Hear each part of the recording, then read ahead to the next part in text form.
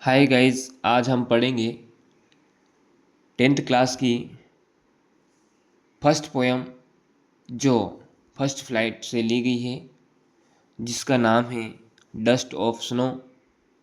Robert Frost के द्वारा लिखी गई कविता है जो 8 लाइन में लिखी गई है और ये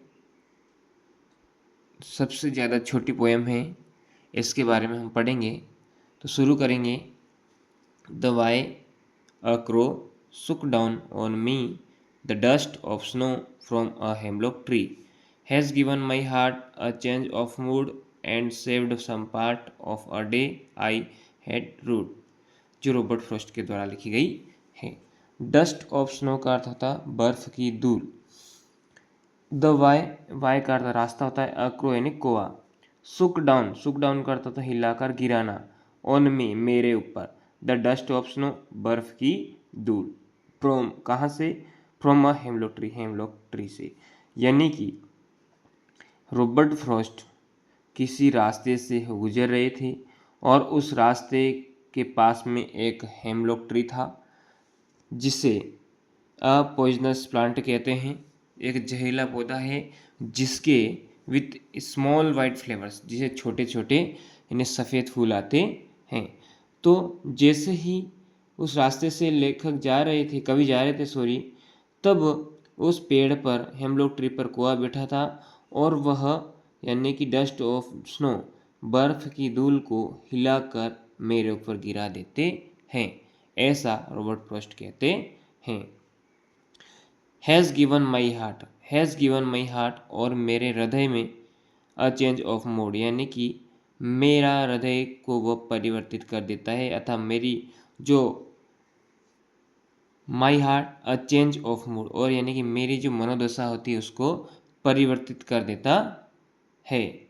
एंड सेव्ड सम पार्ट, और यानी कि सेव्ड ने बचाता है, सम ने कुछ, पार्ट ने भाग को, कुछ समय को बचा देता है। ऑफ अ डे यानी कि मेरे दिन का जो और पहले जो खराब मूड जो था उसे यानी कि ठीक कर देता है। और ऑफ अ डे यानी कि दिन के समय में जितना मेरा जो दिन खराब जा रहा था उसके बाद में जितना जो बचा कुचा जो दिन जो था मेरे लिए बहुत ही अच्छा हो जाता है।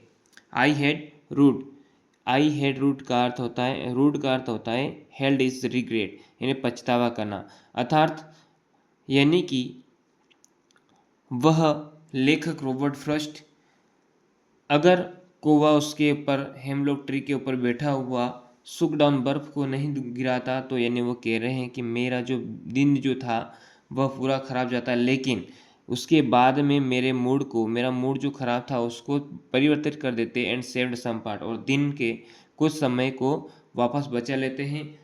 आई हैड रिग्रेट, वरना मैं पछताता रहता, ऐसा रॉबर्ट फ्रॉस्ट कहते हैं। आइए हम एक बार और पढ़ते हैं। द वाई अ क्रो, रास्ते पर एक कौवा था, अर्थात हेमलॉक ट्री के ऊपर कौवा बैठा हुआ था और रास्ते पर मी यानी कि रॉबर्ट फ्रॉस्ट जा रहे थे। तब क्या होता है कि कौवा जो होता है उस डाली पर बैठकर सुक डाउन हिलाकर मेरे ऊपर बर्फ की धूल को गिरा देता है। हैज़ गिवन माई हार्ट, और यानी कि मेरे दिल में जो भावनाएं, जो गलत धारणाएं जो चल रही थी वह सब परिवर्तित होती है। Has give my heart a change of mood, और मेरे जो मनोदशा जो होती है, बिगड़ी हुई जो मनोदशा होती है वह ठीक यानी कि परिवर्तित हो जाती है। सेव्ड सम पार्ट, और कुछ जो बचा हुआ जो दिन था उसे बचा लेती है। आई हैड रूड, वरना में रिग्रेट करता रहता, हेल्ड इन रिग्रेट में पछतावा करता रहता। तो इस आइए हम इसमें शॉर्ट में लिख लेते हैं। गिवन का मतलब देना, गिव ने देना, माई ने मेरा, हार्ट ने हृदय, अ चेंज ऑफ मूड यानी कि मनोदशा बदलना, सेव्ड यानी बचाना, सम यानी कुछ, पार्ट यानी भाग को, ऑफ अ डे दिन में जो बचे हुए समय को बचा लेता है, वरना आई हैड रिग्रेट यानी कि मैं पछतावा करता रहता। ये dust of snow Robert Frost के द्वारा 8 लाइन में लिखी गई कविता थी। अगर आप इस कविता को यूट्यूब पर पढ़ना चाहते हैं तो आप dust of snow by Raj sir लिखेंगे तो आपकी क्लास यूट्यूब पर आपको अवेलेबल हो जाएगी। और आपको और भी कविताएं पढ़नी हैं तो आप कोई भी कविता है उसके पीछे बाय राज सर कीजिए, आपको क्लास अवेलेबल हो जाएगी। और अगर आप चैनल पर नए हो तो चैनल को लाइक कीजिए, सब्सक्राइब कीजिए और बेल आइकन प्रेस कीजिए ताकि आपको नोटिफिकेशन मिलती रहे।